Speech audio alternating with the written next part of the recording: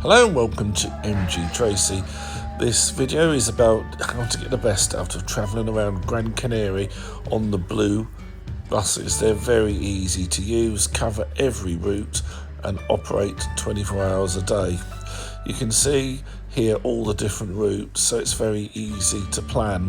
One of the things you need to do is make sure you've got Google Maps on your phone, and I'll show you why that is really useful. On Google Maps and not on Apple Maps, you'll see these little icons at your nearest bus stop.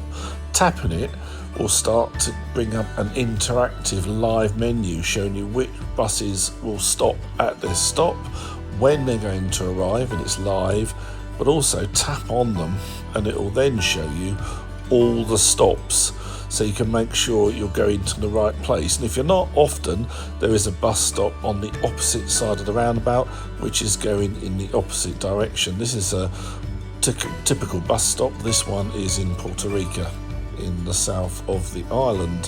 When you get on, just tap your phone or you can pay cash. Usually it's €2 or €3 once you're on.